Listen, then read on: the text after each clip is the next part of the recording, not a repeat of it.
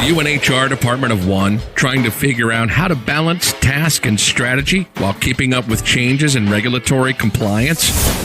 Do you need a fresh outlook on old topics? Then stop what you're doing, grab your coffee, and get ready to recharge. If you have people, you have problems to solve and things to do. Your host is Brenda, a 20-year human resource professional, ready to explore the HR industry with veterans of business and life with fresh eyes and new ideas. Learn about the rapidly evolving changes in employment law around the country, as well as new tactics to deploy and build engagement in your workforce. If you're looking to implement new practices to make your job easier in HR, then this podcast is for you.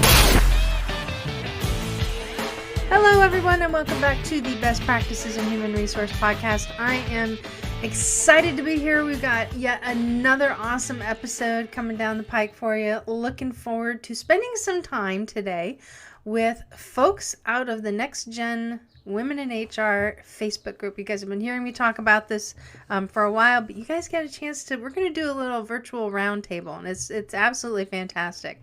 So if this is your first time coming aboard, listening to the show, welcome. This show is for you. We're here to help people figure things out to very difficult questions, and I'm just really excited that you're here. And if you are a returning listener, thank you so much for coming back. I mean, seriously, I know I say this week after week, but I really do honestly appreciate you guys coming back every time. I'm glad to see that you guys are getting value out of this. That's the whole reason why I'm doing this. I got teased the other day because somebody said, well, part of the reason why you're doing this is because you've got something to say and nobody can shut you up. So I tend to agree with them a little bit on that one, but that's all right. It's all good. So really happy to guys have you here. And I'm here to share with you the what and the how in human resources because I'm in the human business, and that means that there's a greater number of dynamics in the workplace to balance and manage. But most importantly today, we are going to be talking about employment law changes across the nation. And holy cow, there are quite a few of them, and I'm going to share with you later in the show where you can get access to these. Also, our main topic is a part 2 of a 2-part series called You're Not Alone, and what the questions HR pros are asking. And so last episode, we talked a little bit about, I gave you about a dozen questions that I've actually found online and what people are looking to answer, both dealing with the coronavirus, dealing with the new law changes, and then also just HR in general. But today, we've got members of our community sitting down, sharing with you guys what their experiences have been. And it's absolutely fantastic. We had such a good time doing this, and they're really, really good people. They've been part of this community. A couple of them go all the way back to January when we launched it in January 6th. So this is an up and coming growing community. If you want to be part of it, you are welcome to do so. I'm going to teach you how to join us a little bit later. Got some upcoming events for you. We are going to forego the HR question of the day because, yet again, that's all we're talking about, what questions and answers are out there. But I'm also going to show you how to get best practices delivered right to your inbox. Now, folks, before we go on, the information available in this podcast is for informational purposes only and not for the purpose of providing any form of legal advice. You should contact your attorney to obtain legal advice with respect to any particular issue. And if you do not have an employment attorney, you may go ahead and reach out, contact me, and I may be able to refer one to you through our affiliates program. So our employment law announcements and changes across the nation, we got quite a few of them. There's a lot going on. And for those of you who are in Virginia, buckle up because, man, the state's been busy. All right, so first off, the IRS has extended the Form 5500 due dates for some employee benefit plans. If you guys are required to fill out the Form 5500, go ahead and make sure you look into that to see if you have to file on time or you meet the extension date. Also, OSHA has released new guidance to help employers during the coronavirus crisis, helping you guys figure some things out. Connecticut has issued mandatory safe workplace rules for essential businesses and nonprofits that are still in operation amid the COVID-19 pandemic. Over in Illinois, there's some clarification of unemployment insurance issues for Illinois employers when determining whether they should reduce hours or not. Over in Massachusetts, the Department of Paid Family Leave releases some new guidance. Over in Michigan, they have extended the stay-at-home, stay-safe order with additional restrictions on retail businesses specifically. Over in New Jersey, there's been a bill that has passed to amend the New Jersey WARN Act, which has created mass layoff exceptions and delayed severance, as well as impacting notice obligations as well. Over in Pennsylvania, we got a couple for your state. Significant new COVID-19 health and safety requirements have been imposed on Pennsylvania businesses. Make sure that you're following up with that. Also, legislature amends employment regulations to require employer notices. And then also the health secretary's order lays out extensive requirements for essential employers as well.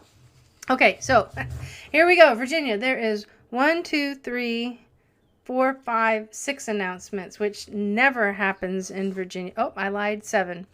Never happens in Virginia. So here we go, which means that I've got a lot of reading to do. All right, so for Virginia employers are now required to review the FLSA to determine whether there is a need to report hours worked on exempt employees' wage statements or not. Virginia also enacts comprehensive whistleblower protection, and they have also put in a ban for non-compete for lower-waged workers, which is kind of interesting because non-competes, depending upon certain industries, are going to be quite important. Also, Virginia has the Values Act, which fundamentally rewrites the Human Rights Act. That's relatively new. And Virginia has extended restrictions on non-essential businesses. Virginia also has enacted the wage theft non-compete laws that are amidst a flurry of new employment protections, obviously, that are coming out. And then also there are 3 bills on employee misclassification that have also been put into place as well. So looks like my Virginia clients are going to be a little busy. They're going to be getting some phone calls. All right. So over in Washington State, the governor has issued proclaiming granting a high-risk employees for additional protections. And Wisconsin, there is a new COVID-19 law that includes critical employment provisions. And almost to the last year, we got 2 more. Puerto Rico has enacted a 5-day paid emergency leave program for the pandemic illness. And then lastly, employers in Puerto Rico must also develop a contingency plan against the COVID-19 virus exposure.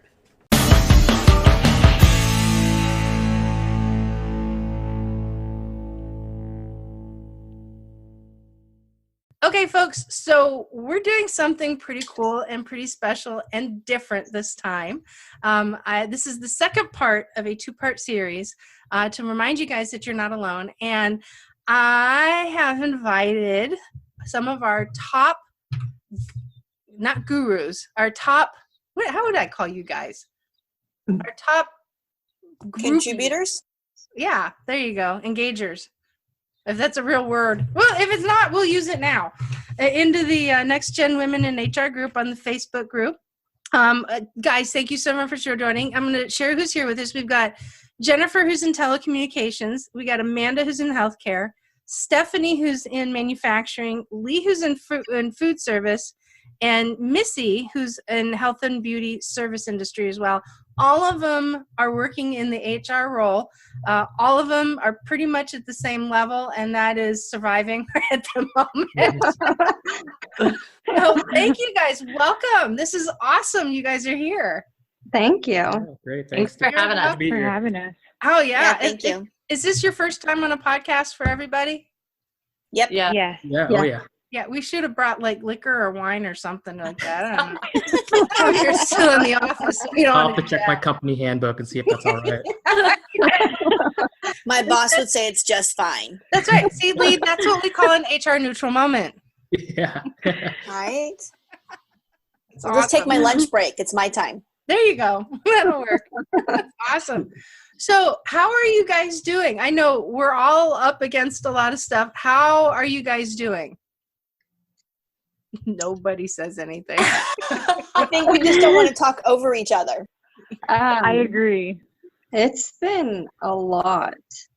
I work in healthcare, and we're a small company, so I wear many hats, and some of those hats include helping out in accounting.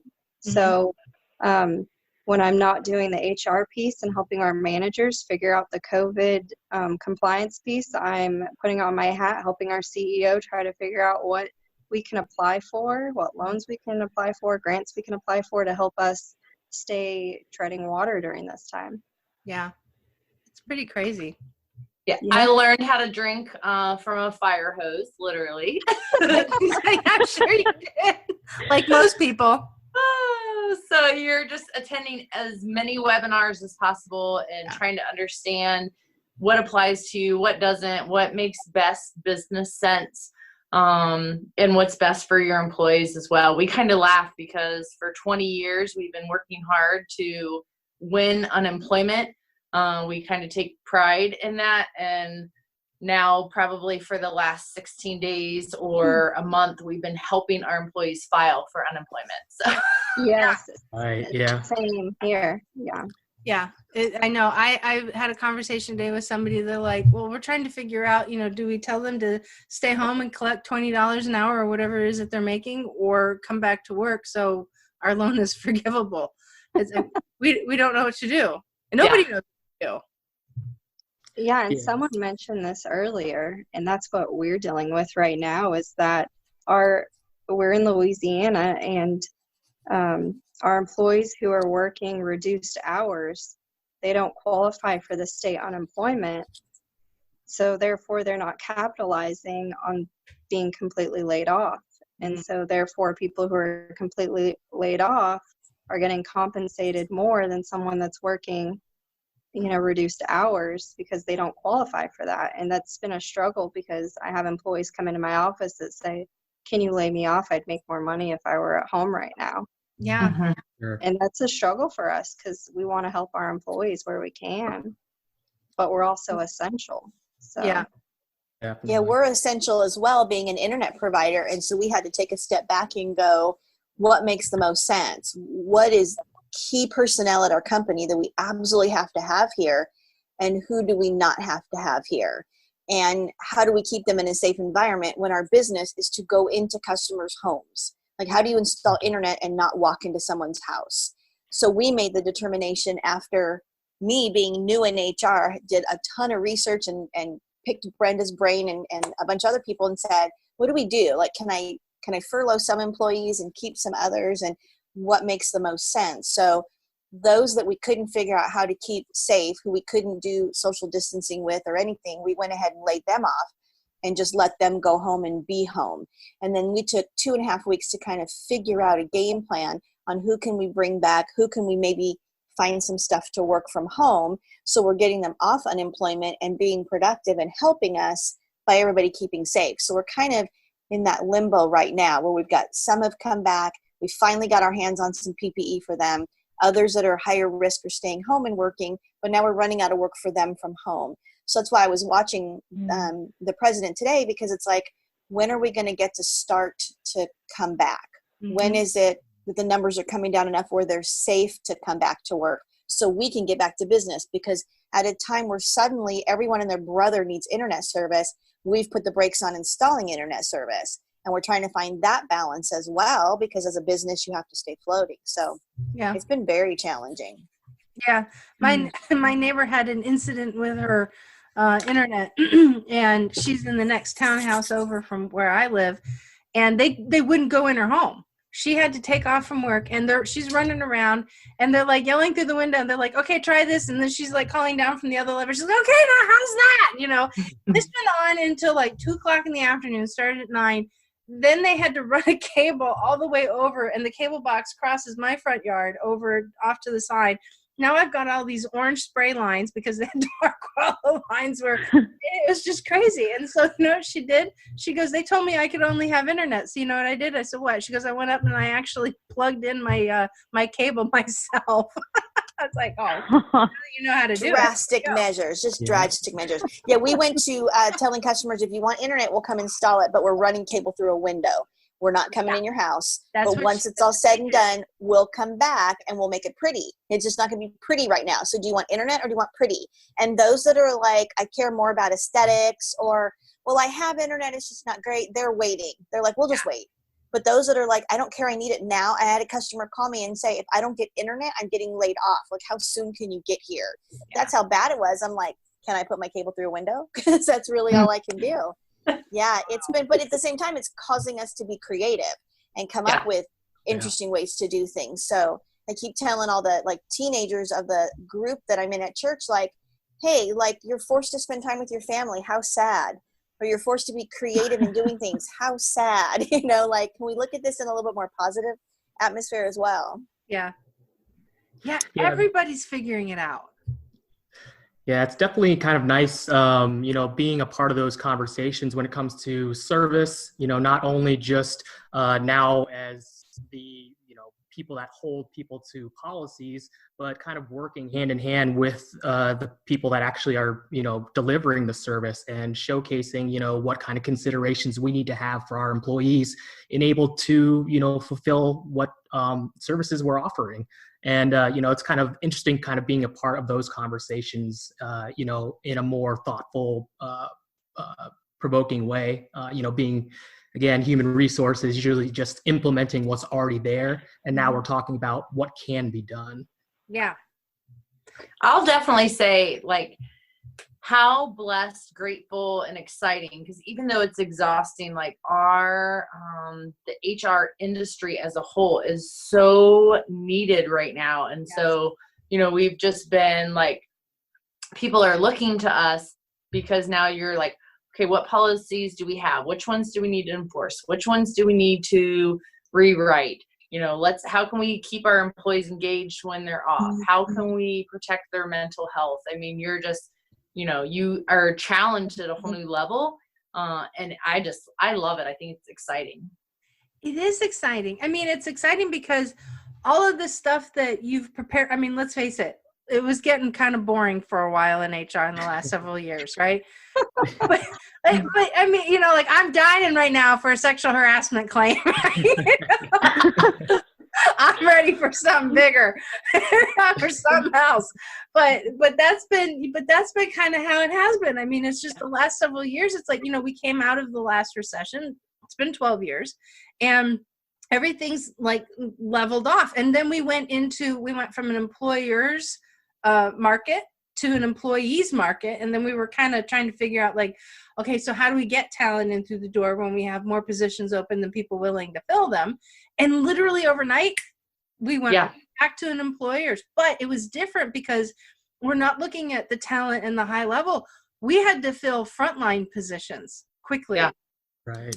So it was a different kind of, dynamic. But even still, I mean, it was like there hadn't been any huge major changes that had taken place over the last couple of years where it really had to, task our abilities. And that the last big one really was the Affordable Care Act. And here we are, in crisis mode. And now, everything that we've been training for, practicing on, reading up on, and researching and whatnot, we're all being tasked to the mark, which is great.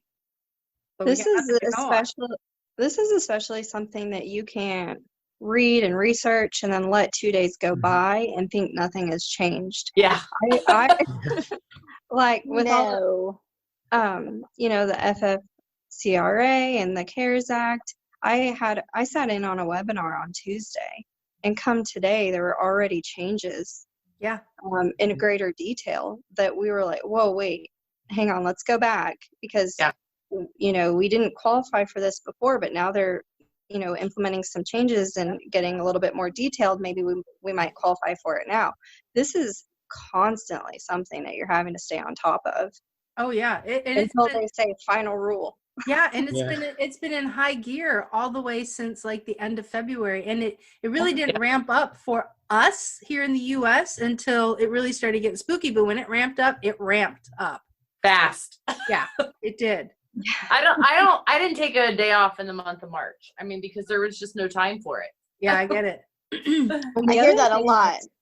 Yeah. In all the groups I'm following, a lot of the HR people are like, I do my 8 to 5, and then my evenings and my weekends are researching and reading. Yeah. And I'm like, and you're like a veteran. I'm like, my first 2 years in, still trying to figure it out. It makes my head spin. Yeah. So I'm just grateful for the resources that are out there to help us newbies try to figure it out. Yeah, it's been complicated. You're here for that. There she is.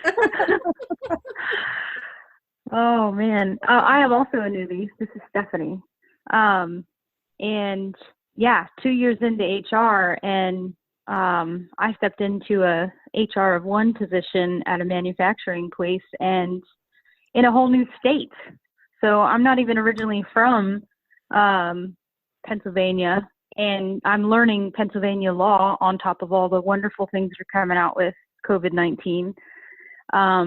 So yeah, I like Brenda, I really wish I could have something old hat, so something familiar instead of all this new stuff.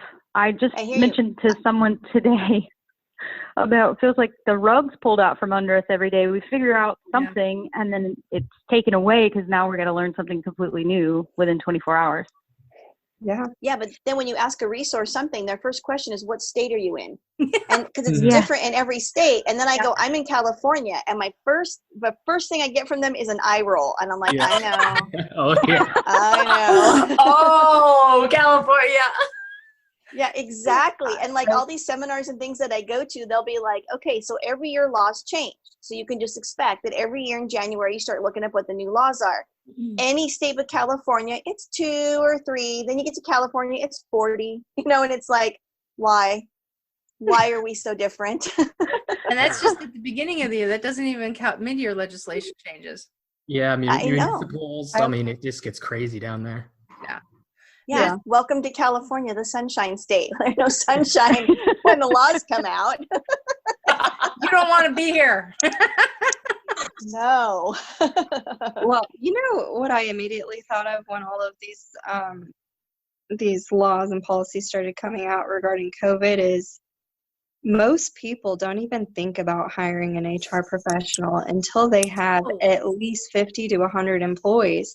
And anyone that is seeing their, friends or family members that are being affected by COVID, you start to see them post things on social media and you think, oh my gosh, who do you work for?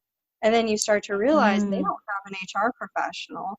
Then you realize that they're not even complying with the current COVID policies that are being sent out. So I have probably sent out 4 or 5 posters to some of my friends to say, get this to your office manager. This applies to them. Whereas before, they're not even used to looking up, compliance because, it didn't apply to us. We were under 50. Those policies have all changed. So here's a question. Why do you think that is? I mean, why do you think people don't hire HR pros?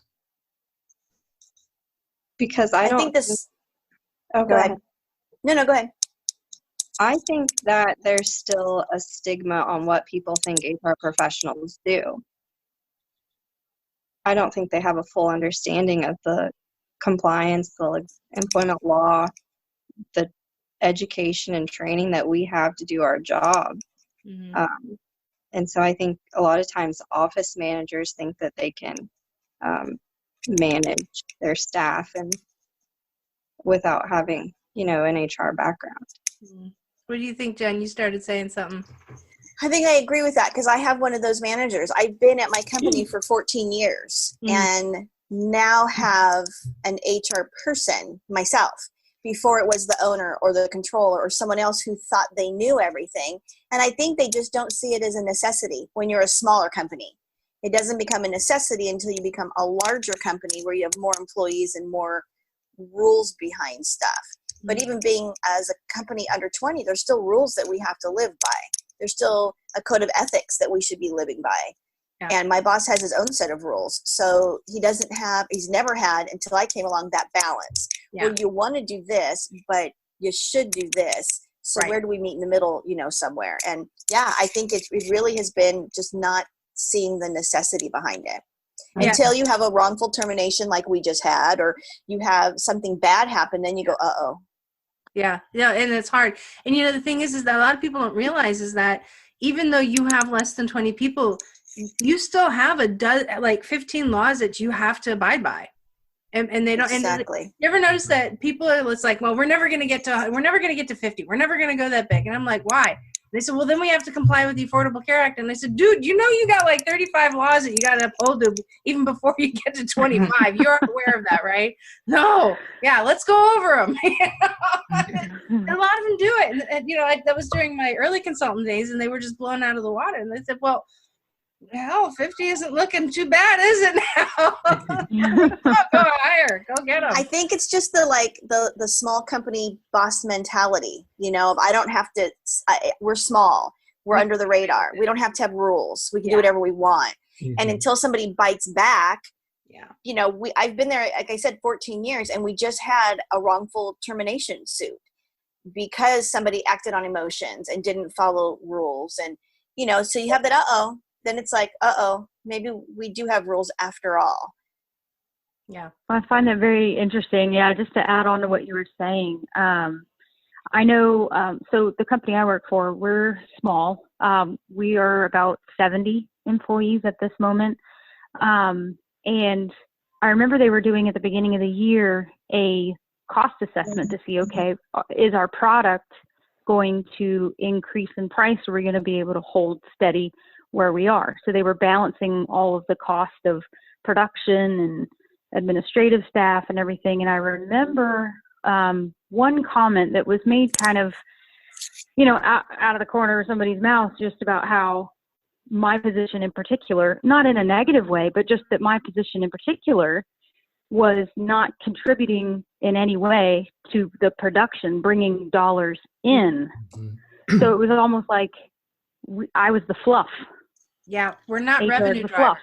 Yeah, you're not income generating, as we say. What generates income, what doesn't generate income. Yeah. And there is some non-income generating positions that you have to have. They're key. Right. But Right. yeah, they do look at you as like, you don't bring in money, you cost. But we will save You you know- a $40,000 EEOC claim gone wrong. Right. Yeah. And as Missy was saying, you know, it is kind of, you know, most companies think termination and that's just done deal. They're kind of out of there. But, you know, the cost and savings of unemployment claims, you know, by following procedures and holding people accountable for their actions, you know, it plays a lot into it. And those are just costs that are sometimes kind of brushed under the rug that a lot of companies just don't realize, because it's like, oh, well, that person's gone, so now that they're not earning any more money from us. And that's not the case. They actually can come back and get you for a lot more, probably more than they could if they were actually working for you. So, you know, those just hitting costs, you know, really are things that are kind of coming up more in the forefronts of owners and business, you know, executives. Like, oh, well, this is the value that, you know, HR does bring, and they're seeing it on a large scale now. Yeah, we definitely offer cost savings. Brenda talked about this in her Zoom meeting the other day, which I happened to take advantage of when I came on board with this company, which was look at the healthcare benefits. And I got us requoted. The first year I came on board, it was actually within a matter of months. I saved them $60,000 the first year. They had no idea that they could shop around for insurance. And then, you know, I noticed that overtime was being taken advantage of. Our first year, I saved $130,000 in overtime, unnecessary overtime. So there's a lot of cost savings that HR professionals add to a company. Now, do we produce revenue? No, I would agree with that. But we sure But save in it. essence, if you look at the P&L, you probably do. I went to a seminar one time, and the guy literally, we were talking about I-9s, and he was talking about all the times you can get, you know, hit on the I-9. He's like, so go back and do an I-9 audit, and then all the things that you find wrong that you fix, log those and show your boss how much money you just saved if you got audited. He goes, then as you continue, every time you save money, write it down. So when it comes time to your review, you can say, look, over the last year, I saved you X amount of dollars. So I think, you know, me getting $1 an hour raise is pennies compared to what I saved you. And it was kind of funny the way he had like presented it. But I'm like, I don't think they look at the keys behind our position on what we can save. Sure, we're not bringing in revenue, but when you start looking at the bottom line, you start looking at your accounting portion of it and how much we've saved you. We've really have earned you money. Yeah. A lot of people don't associate risk mitigation with cost, and it's cost savings at the same time. Missy, I had a question for you. So you've got you have a kind of unique business. Not you own it, but you're in it, right? And so you have 75 locations, 79, 70. All right, it was somewhere between 4 states, 8 markets. Yeah. Yeah, and how many employees total? A little over 700. Yeah, so you're running around. So you don't get to take advantage of the Family First Act. No. How are you guys doing with all of this stuff? Well, currently everyone, like I said, all of our salons are closed. So they're all temporarily laid off or furloughed. And we're talking about what it's going to look like when they come back, because of course all of their friends apply for that. And so, people talk, and, we want to be the employer of choice, and we want to, take care of our people. So it's, what makes good business sense. We did apply for the PPP loan because it's a franchise organization. So even though we're over the 500 mark, as a franchisee, you can get into that. So we're, I believe, approved and waiting for the funds, but then that starts a ticking clock.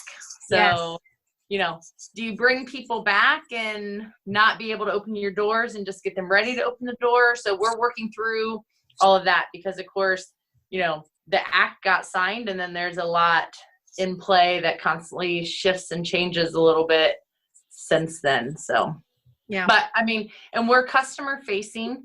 So we're also, as they're closed, we're talking a lot about how can we let the staff and the customers feel safe and healthy and protected when we come back. So, we've been having lots of talks of like removing every other lobby chair and using every other station. And I'm getting samples of face masks right now, even though, they're selling out of them as soon as they come in. And, do you use reusable, or do you use, throw away and that kind of stuff? Do you put plexiglass in front of the reception desk, or, it's not the typical things. I mean, I haven't worked through a termination in the last 30 days. We haven't documented any employee on a performance issue. So definitely what we did even, 2 months ago, it's just a total different world right now. And they thought the zombie apocalypse would come first. Everybody's preparing for the zombie apocalypse, and here we just can't breathe on one another. Telling you. Oh my gosh. So what do you guys think is going to happen as we start to reintegrate? Well, for me personally, I mean, I'm really hoping that, businesses will kind of start looking a little bit more forward and kind of reevaluating themselves, kind of reframing what human resources brings to the table, and understanding a little bit and having a little bit more empathy towards, their employees. I think that's probably the bright side of this, is that, it's really putting, like you had mentioned earlier, employee wellness kind of into the conversation as a reality that needs to be, looked at. And, kind of making sure that we are breaking the mold and not necessarily, doing what we can to revert back to normal. But, as Missy's talking about, it's how are we as the HR professionals going to help the businesses create that new normal in service of not only the employees, but also our clients and, every aspect of the service industry. Yeah. Mm-hmm. I think there's going to be a new, sorry. No, go ahead. Go ahead. I agree. I think it was Lee, right? Yeah. Yes, I think there's, to add on to that, a new landscape that I think right now we're proving our worth in HR because of all the hard work and effort we're putting into being able to speak on all the changes as they are coming around, and are looking at the future of recruiting. How is it going to change with all of the new safety measures? I know for us, we did all of our interviews face to face, and this is our company's first time using virtual interviews. So we're trying to figure out what that new dynamic is going to look like. It may be, something regular for another company, but for ours, it's new. And then also thinking about, we didn't really have virtual teams, but now we do. So that's changing. How do you keep employees productive and engaged and part of the same culture. They're used to being so close knit, but now they're separated by distance. So just, I think a lot of that. And then also with brand protection and polishing is kind of my thinking of not only the brand of the company and how we care for the people that work for the company, but how do we care for the customer through taking care of our people. So there's like a whole lot with that. Mm-hmm. Yeah. Have you guys run into any situations where somebody is really in a bad spot? Like, have you had to deal with that, the EAP, and working through some of the more sensitive issues? I see, Missy, you're shaking your head. Yeah. Especially, I mean, you have people that, you know, they're trying to homeschool 4 kids and no computers, and, you know, they haven't got their unemployment. It's getting denied for whatever reason. And, you know, it's just, as time goes on, they get way more and more talkative. And you have some that are just doing great. And then others that, you know, I start every day in a really good mood and I am mentally drained by the end of the day. 100%. Yeah, I bet. Yeah, I have 2 that refused to come back to work. Yeah. Actually, I had a third. I had 3 that were refusing because they're all kind of high risk. And one of them, we said, you know, we need you in the office. And he's by himself. You can't get any more social distancing than in an office all by yourself. And he has his own bathroom even, like, and the door's closed. Like, nobody can come in. I told him, I said, I've done every precaution I can. I disinfect the office every day. We have PPE for you. But I'm like, we need you back in the office, because if he didn't come back, then all these other things we had planned couldn't happen as well in bringing other employees back to the office. And he was just adamant. So I had to call my attorney and say, what do I do? Like, I have work for him and he's refusing. And then he's like, then tell him it's a voluntary termination, or he's voluntarily leaving the company if he's choosing not to come back. That persuaded him to come back to work. The other 2, we found work for them to be able to stay home. But now that we're running out, we're starting to have conversations of, are you going to be ready to come back? Because we are so desperately busy. Like, I need your body here. And one has said, yeah, I'm kind of itching to come back to work. And the other one's like, he has a son who has a compromised immune system. So he's like, if I come back to work, I can't go home. I don't feel comfortable bringing home anything. So I will have to live somewhere else, literally, if you have me come back to work. He goes, but I will, because I know you guys need the help. And it's kind of like, oh, what do you do with that? You know? So we got a couple that we're trying to be understanding, but at the same time, I'm like, I have a business that I need to run. So where's my middle ground here? Yeah, same for us.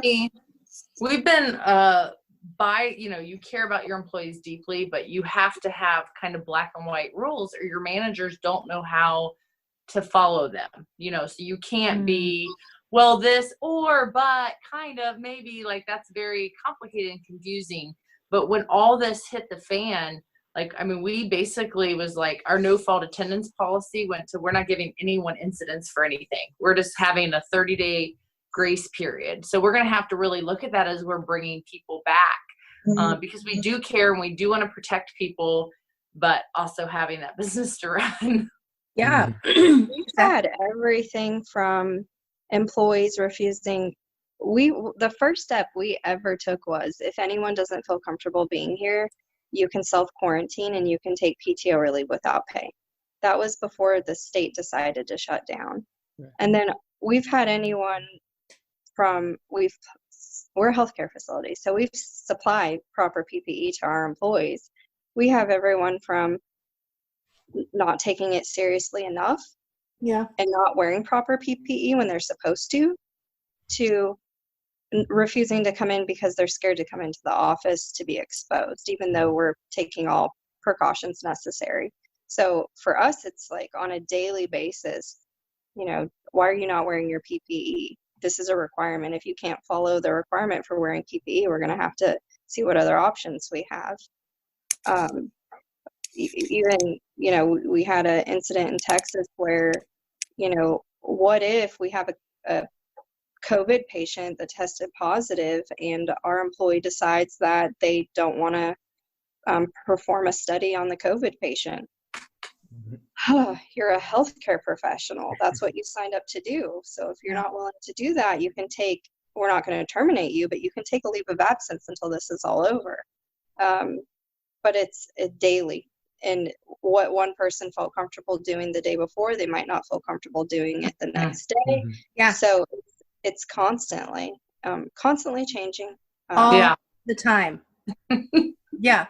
So for those folks who are listening, like you don't have to listen to me anymore. I mean, we got 5 people here that are feeling the burn right along with you. So, all right. So I'm gonna shift a little bit here. So you guys, I mentioned earlier, and it's gonna be a shameless plug. I'm sorry, but we're gonna do it anyway.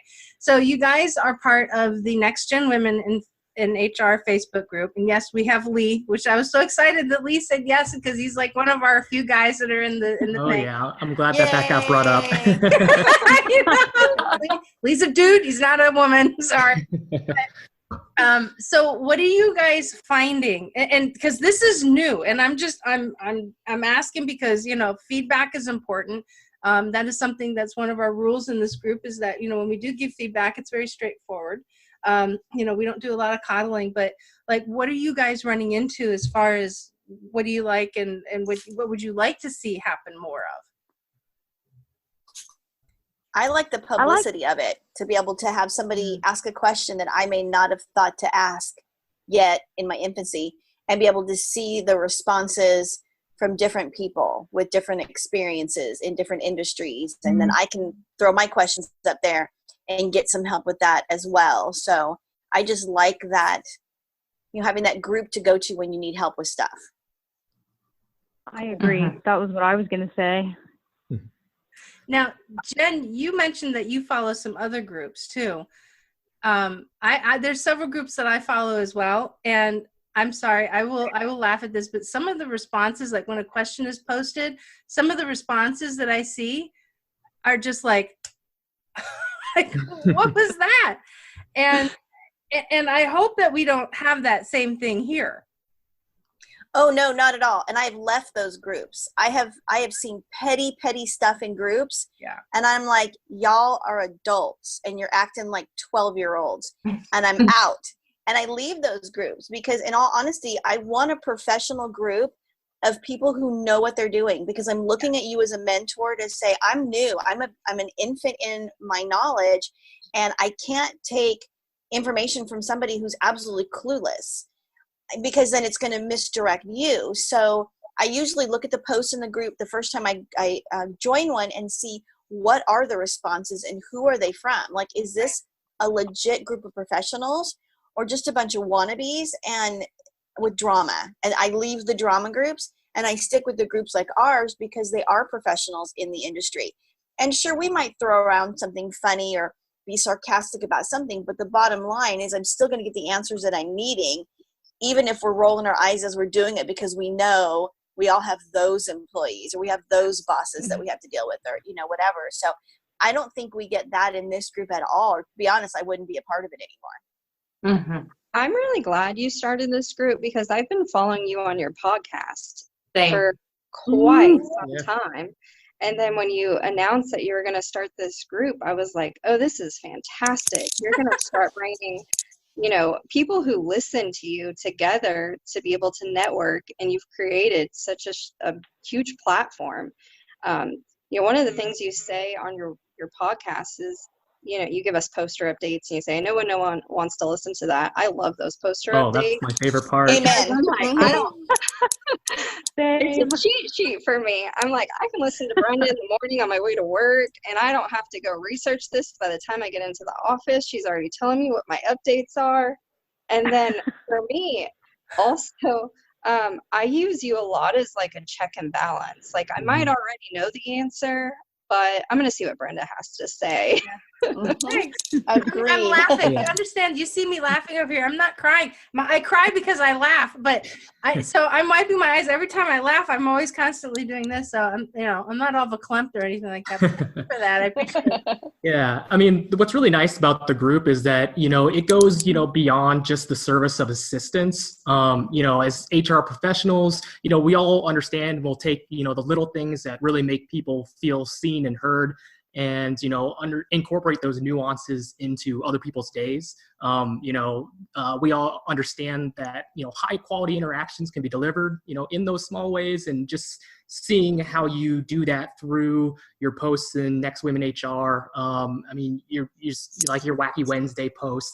You remind us to, always be not only considerate and advocates for others, but also, be aware and advocate for ourselves and our own health. I think that, especially with all these things kind of happening, we can get pushed to the point of frustration where, like Amanda said, the policies are, this is your job.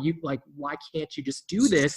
And, to be met with resistance when all you're really trying to do is help, it can be a lot. So, being able to have a community that understands those similar frustrations and can fully empathize with you, it's almost, better than, having a finalized final Family's First Coronavirus Act policy. I actually think that she posted the poster before the Department of Labor posted the poster. I'm like, look at Brenda, she's already got it on her Facebook.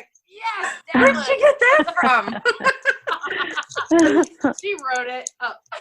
I have an hour commute, so I'm in the car when I'm not working from home. I'm actually missing the podcast time because I listen to podcasts for almost 2 hours a day, every day. And not to plug your podcast, but plug it. It's by far my favorite because I just feel like I get the most real life stuff you can implement, practical application information. So the same. I've listened to other HR podcasts, and it's very, attorney, laws and this and that. But yours is so authentic. Okay. And it's a really great resource to have. And anyone that I network with locally, I share it with, because there's so many resources out there, but you have to constantly check and balance to know. I've heard a lot of, if you've been on other HR network sites, that not all the information that's being shared is true and factual, and someone probably hasn't fact checked it, and so we just know that we're getting that out of you. Yeah. So I appreciate it.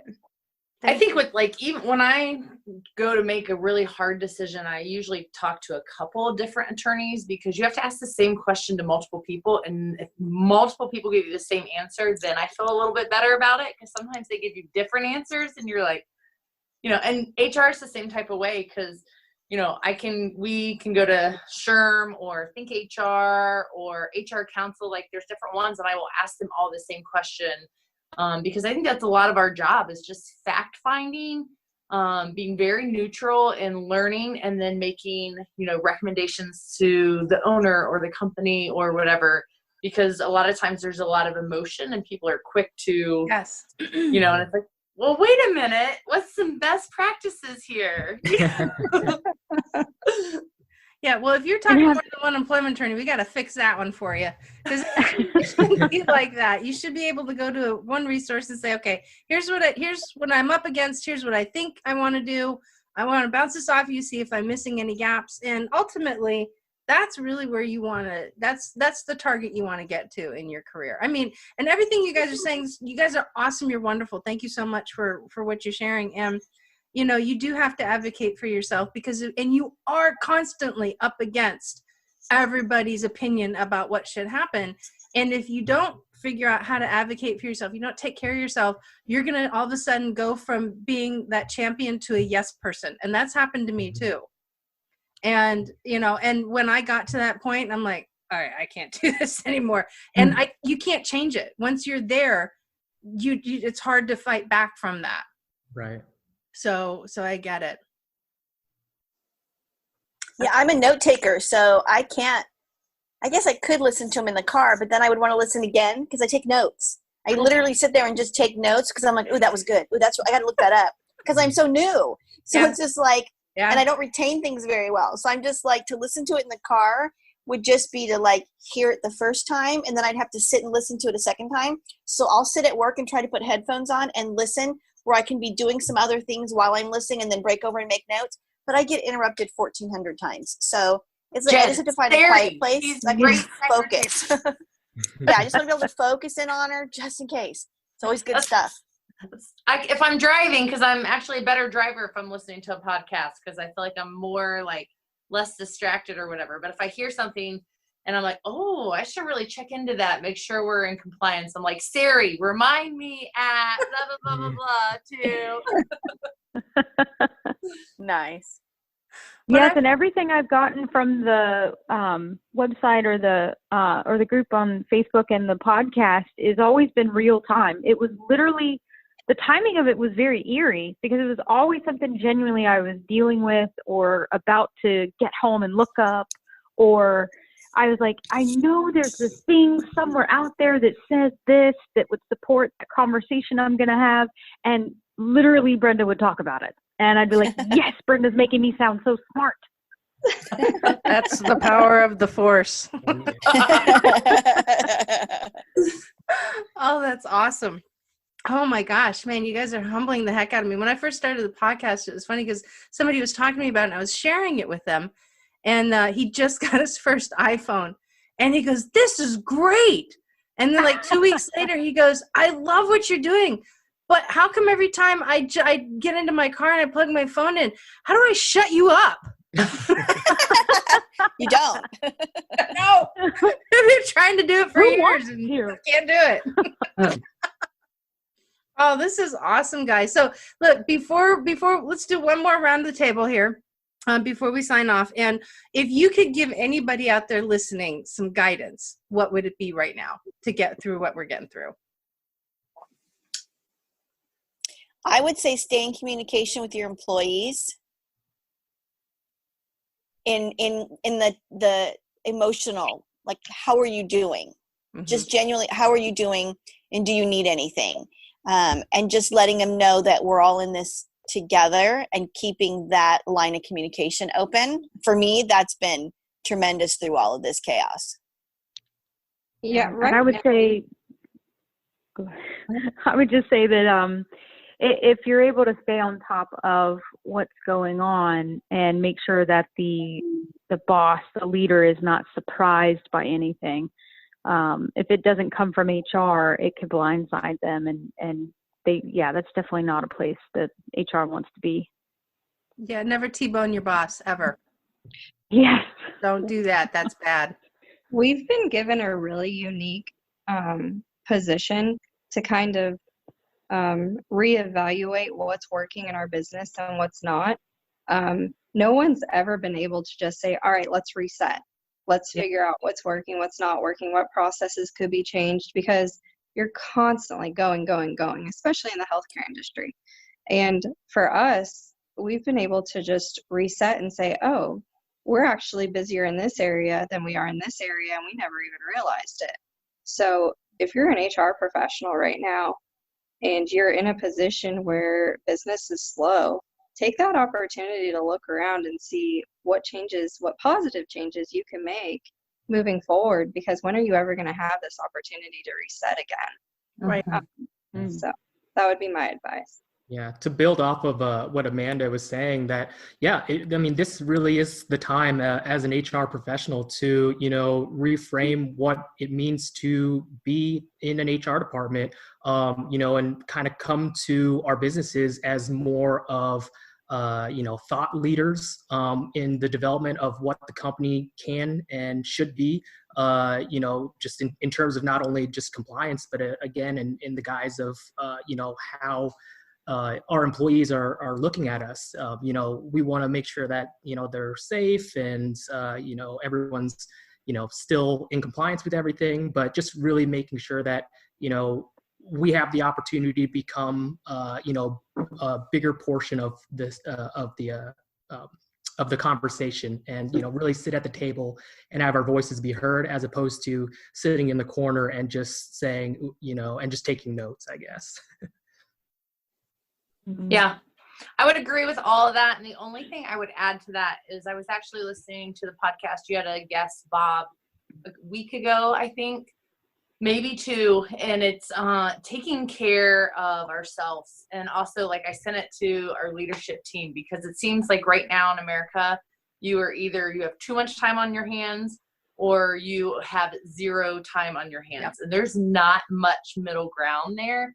So to be great leaders, whether it's, your managers, your supervisors, your boss, yourself, is to kind of follow some of those best practices so you can be the best version and really bring, solid advice and like put forth the effort that you need to. And you can't when you're drained to zero.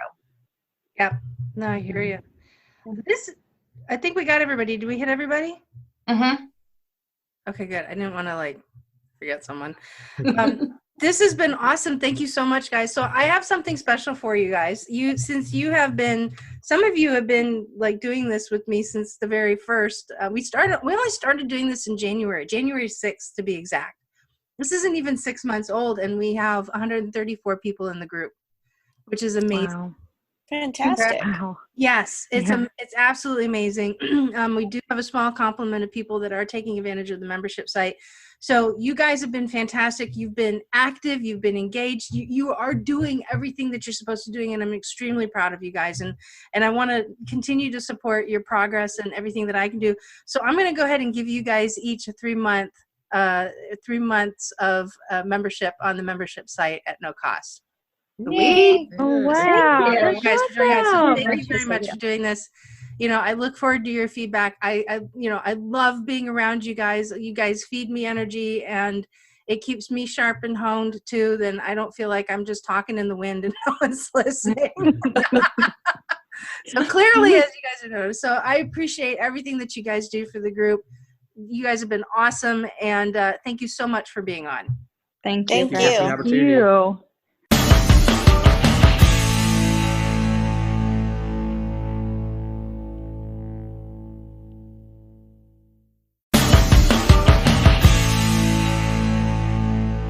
Oh my gosh, aren't they just awesome? I love talking to that group. Oh my gosh, we had such a great time. Okay, got some training webinars coming up for you guys. April 24th at 1 p.m. We've got the updated version of the COVID-19 Preparing for a Reduction in Your Workforce. And then also on April 29th at 1 p.m., Business Continuity in Your Workforce, titled as The New Norm. So you guys can find information as to when these webinars are available on the bestpractices.org dedicated coronavirus page, and keep a lookout because more are coming. And you guys know I love your HR questions. Please keep coming them in. We're not doing the question of the episode this time.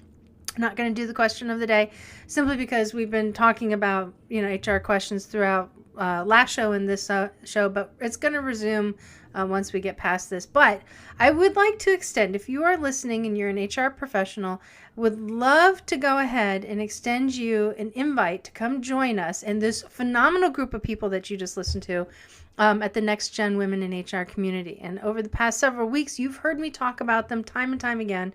Actually, the last several months since January, you have now heard from people firsthand, and it's an awesome group. So definitely invite you to come in. Definitely invite you to check out the membership site. Planning on making some positive changes to it in the next couple of months, so be on the lookout for that. There's some things that, when you start something, you're like, okay, I want to do this, and I think this is going to be great, and then you find out what works and what doesn't work. So we're going to take out what's not really working, and we're going to put more of what is actually working. So join me on that. You can follow me on Instagram and Facebook at Best Practices in HR. You can follow me also on Instagram under Brenda the HR Lady.